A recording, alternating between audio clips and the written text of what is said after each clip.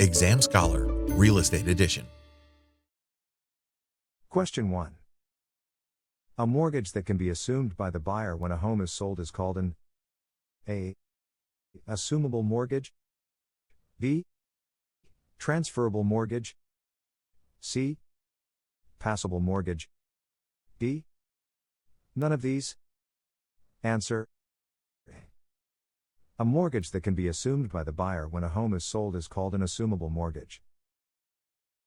Question 2. If a person is this, they can use a portion of a fund such as an individual retirement fund, but must pay taxes on funds that are withdrawn. A. Bonded, B. Vested, C. Trusted, D. Insured. Answer: B. A vested person can use a portion of a fund like an IRA, but must pay taxes on the funds that are withdrawn. Question 3. A fiduciary who holds or controls property for the benefit of another is called A. A beneficiary, B. A trustee, C. A grantor, D. A grantee. Answer: B. A trustee is a fiduciary who holds or controls property for the benefit of another. Question 4.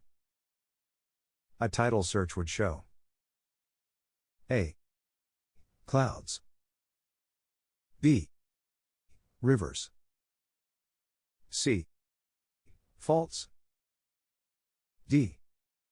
Hazards. Answer: A. A title search would show any clouds on the title such as liens or other items. Question 5. An organization that collects principal and interest payments from borrowers and manages borrowers' escrow accounts is called A. A lender, B. A servicer, C. A mortgager, D. A corporation. Answer: B. A servicer is an organization that handles the collection of interest payments and manages the borrower's escrow accounts. Question 6. Ownership does not pass to the survivors in the event of death in A. Tenancy in common, B. A fee simple estate, C. Tenancy in joint, D. None of these. Answer: in a tenancy in common, ownership does not pass to the survivors in the event of death. Question 7.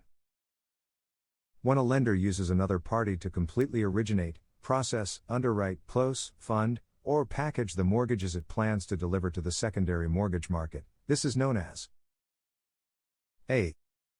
Third-party origination, B. Secondary origination, C. Partner origination, D. Outside origination. Answer: A. If a lender uses another party to either completely or partially originate, process, underwrite, close, fund, or package the mortgages it plans to deliver to the secondary mortgage market, this is called third-party origination. Question 8. What are the two categories of closing costs? A. Recurring and prepaid, B. Non-recurring and paid, C. Non-recurring and prepaid, D. None of these. Answer: C. Closing costs are divided into two categories, non-recurring and prepaid. Question 9. A technique in which a seller deeds property to a buyer for consideration, and the buyer simultaneously leases the property back to the seller is called A. Leaseback by, B. Sale leaseback, C. Lease to own, D. Sell leasehold. Answer: B. In this type of situation, this action between the buyer and the seller is called a sale leaseback technique. Question 10. A provision in an agreement that requires the owner of a property to give another party the first opportunity to purchase or lease the property before he or she offers it for sale or lease to other parties is known as A. First right of refusal. B. First actionable right. C. Preemptive provision. D. Priority right of action. Answer: A. The first right of refusal provision in an agreement allows the party listed the first opportunity to purchase or lease a property before it is released to other parties. Exam Scholar, Real Estate Edition.